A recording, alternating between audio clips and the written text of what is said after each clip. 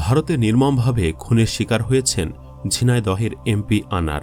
খুনের সঙ্গে জড়িত অভিযোগে দেশে গ্রেফতার হয়েছে ৩ জন, ভারতেও ১ জন। পুলিশের ভাষ্যমতে তারা খুনের কথা স্বীকার করে লাশ ৮০ টুকরো করে খালে ফেলে দেবার লোমহর্ষক বর্ণনা দিচ্ছে। জিহাদ আমান ওরফে শিমুল, শিলাস্তি আর তানভীর ওরফে ফয়সালের সাথে আরও অনেকে জড়িত আছেন।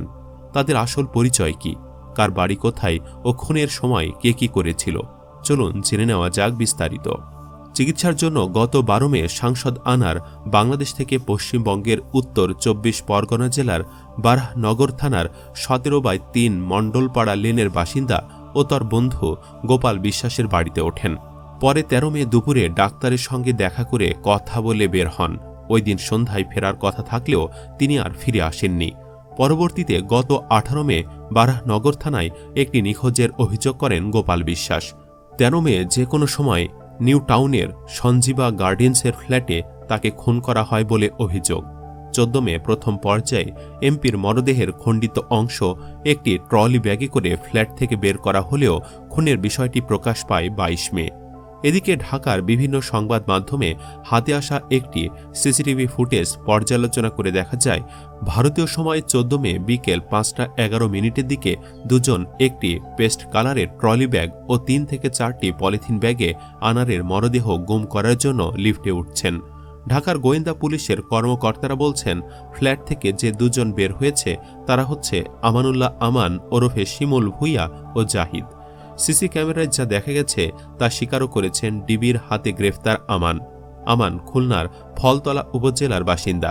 ফুলতলার রাজনীতিকরা জানান, একসময়ের আতঙ্ক শিমুল সাংবাদিক শামসুর রহমান কেবলকে হত্যার পর পালিয়ে গিয়েছিলেন। এলাকার অসংখ্য পরিবার তার হাতে সর্বস্ব হারিয়েছে।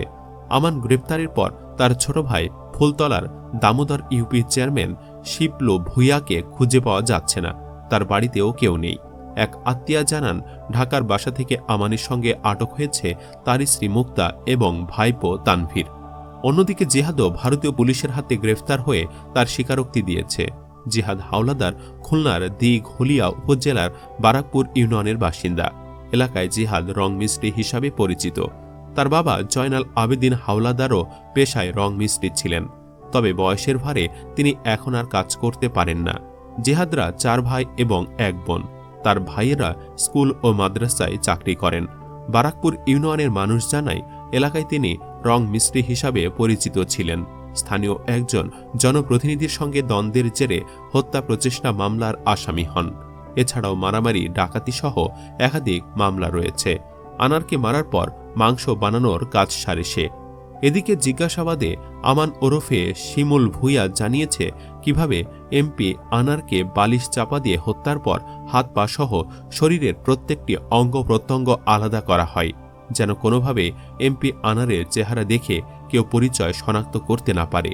এরপর ট্রলি ও ব্যাগে করে খণ্ড খণ্ড লাশ ফেলে দেওয়া হয়। আমানের স্বীকারোক্তির পরে ভারতীয় পুলিশ ২৩ মে রাতে হাতিশালা বর্জ্য খালিকে তল্লাশি চালায়।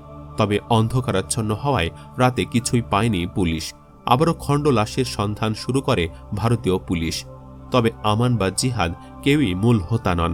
এই হত্যাকাণ্ডের পেছনে আমেরিকা প্রবাসী ও আমানের বাল্যবন্ধু বা আন্ডারওয়ার্ল্ড ব্যবসার পার্টনার আখতারুজ্জামান শাহিন ছাড়াও শোনা যাচ্ছে আরও বেশ কয়েকজন রাঘব বোয়ালের নাম। খুনির সংখ্যা যে কজনই হোক না কেন, এর নেপথ্যে কাজ করেছে একাধিক মাস্টার মাইন্ড। বিষয়টি ইতোমধ্যে নিশ্চিত হয়েছে দুই দেশের গোয়েন্দা সংস্থাও।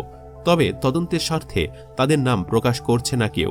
এখন অনেকের মনেই প্রশ্ন উঠেছে, এটা কি শুধুমাত্র তদন্তের স্বার্থেই গোপন রাখা হচ্ছে, নাকি এর পেছন অন্য কোনো কারণ আছে? বিভিন্ন সূত্র সন্দেহ করছে, এই এমপি হত্যাকাণ্ডের নেপথ্যে অতি পরিচিত একটি ডায়মন্ড ব্যবসা প্রতিষ্ঠানের মালিকের নামও শোনা যাচ্ছে। ঝিনাইদহের স্থানীয়দের দাবি, আনারকে হত্যা করার মতো সাহস শাহিনের একার হওয়ার কথা নয়, কারণ আনারের প্রভাব প্রতিপত্তির কাছে শাহিন চুনোপুটি। পাশাপাশি ভাড়াটে খুনি হিসাবে কাজ করা আমানুল্লাহ ওরফে শিমুলের সাথেও আনারের ঘনিষ্ঠতা ছিল উল্লেখ করার মতো। ঘটনার পর থেকে শাহিনও জোরালোভাবে এই হত্যাকাণ্ডের সাথে তার সম্পৃক্ততার অভিযোগ অস্বীকার করে যাচ্ছে। একই সূত্র বলছে, একসময় এমপি আনার এবং দিকুদা নামের ওই ডায়মন্ড ব্যবসার মালিক দুজন মিলে ডায়মন্ড আর স্বর্ণের ব্যবসা শুরু করেছিলেন। পরে তাদের মধ্যে বিরোধ দেখা দিলে দিকুদা নিজে ডায়মন্ড ব্যবসার একটি পৃথক প্রতিষ্ঠান খুলেন। বর্তমানে বাংলাদেশে এই ডায়মন্ড ব্যবসা শীর্ষ পর্যায়ে আছে। এমপি আনার ভারতে তার বন্ধু যে গোপালের বাসায় উঠেছিলেন তার সঙ্গেও দিকুদার সখ্যতা রয়েছে। সবকিছু মিলে সন্দেহের তীর অনেকটা এখন দিকুদার দিকে, তবে মুখ খুলছে না কেউই। আর তাই যারা প্রশ্ন তুলছেন তারা মনে করেন শাহীন গ্রেফতার না হওয়া পর্যন্ত প্রকৃত মাস্টার মাইন্ডকে তা নিয়ে ধূম্রজাল থেকে যাবে। যদিও শাহীনকে গ্রেফতার করা অতটা সহজ হবে না বলে মনে করছেন আইনশৃঙ্খলা রক্ষাকারী বাহিনীর সদস্যরা, কারণ এরই মধ্যে তিনি আমেরিকায় পালিয়ে গেছেন। তদন্ত সংশ্লিষ্ট সূত্রে আভাস মিলেছে চাঞ্চল্যকর এই হত্যাকাণ্ডের নেপথ্যে রয়েছে স্বর্ণ চোরাচালানের 200 কোটি টাকা নিয়ে বিরোধ। এছাড়া সীমান্ত কেন্দ্রিক চোরাচালানের রুট নিয়ন্ত্রণও খুনের আরেকটি কারণ হিসাবে কাজ করেছে বলে অনেকের ধারণা। সীমান্তে চোরাচালানের পথঘাট নিয়ন্ত্রণ নিয়ে আনার ও শাহীনের বন্ধুত্বে কয়েক মাস আগে ফাটল ধরেছিল। দুবাই থেকে আসা স্বর্ণের চালানগুলোর সীমান্ত পার করার বিষয়টি দেখভাল করতেন আনার। এজন্য তিনি নিতেন মোটা কমিশন। এই কমিশন বাড়ানো নিয়ে বছর খানিক ধরে সৃষ্টি হয়েছিল শাহীনের সাথে বিরোধ। আর এই বিরোধের পর দুবাই থেকে আসা স্বর্ণের একাধিক চালান গায়েব হয়। অভিযোগ উঠে আনারের বিরুদ্ধে, যার মূল্য অন্তত 200 কোটি টাকা। জানা গেছে মূলত এর জের ধরেই আনারকে দুনিয়া থেকে সরিয়ে দেওয়ার পরিকল্পনা হয়। এসব বিষয় জানতে চাইলে ডিএমপির অতিরিক্ত পুলিশ কমিশনার ডিবি প্রধান হারুনুর রশিদ বলেন, নানা কারণে তিনি খুন হতে পারেন, তদন্ত চলছে। তদন্তে পর্যায়ক্রমে সব বিষয় আসবে। যারা সরকারি কিলিং মিশনে অংশ নিয়েছিল আগে তাদের গ্রেফতারের বিষয়টি গুরুত্ব দিচ্ছি। খুনির তথ্যমতে নেপথ্যরা বের হয়ে আসবে। এই ঘটনায় দায়ের করা আনারের মেয়ে ডরিনের মামলা নিয়েও প্রশ্ন উঠেছে। মামলা দায়েরের আগে নিশ্চিত হওয়া গেছে আনার খুন হয়েছেন। প্রধানমন্ত্রী মন্ত্রীরা শোক জানাচ্ছেন। ভারতও সরকারিভাবে আনার খুন হওয়ার বিষয়টি নিশ্চিত করেন। এরপরও হত্যা মামলা না হয়ে সেটা অপহরণ মামলা কিভাবে হলো? আবার পরিবার থেকে বলা হয়েছে তিনি চিকিৎসার জন্য ভারতে গেছেন। সেখানে অপহরণের অভিযোগ কি বিচার চলাকালে মামলাকে দুর্বল করতে পারে না? পাশাপাশি হত্যাকাণ্ডে ব্যবহৃত অস্ত্র বা মরদেহের কোনো আলামত এখন পর্যন্ত উদ্ধার হয়নি। অনেকের কাছেই প্রশ্ন, এগুলো কিসের লক্ষণ? এর পেছনে কোনো রহস্য কি কাজ করছে?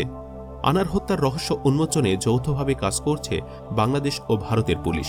ভারতীয় ইন্টেলিজেন্স ব্যুরোর কর্মকর্তা অখিলেশ চতুর্বেদীর নেতৃত্বে 2 সদস্যের একটি দল ঢাকায় কথা বলেছেন গোয়েন্দা কর্মকর্তা আর গ্রেফতারকৃত আসামিদের সাথে। দলের অপর সদস্য হলেন অন্তু কুমার।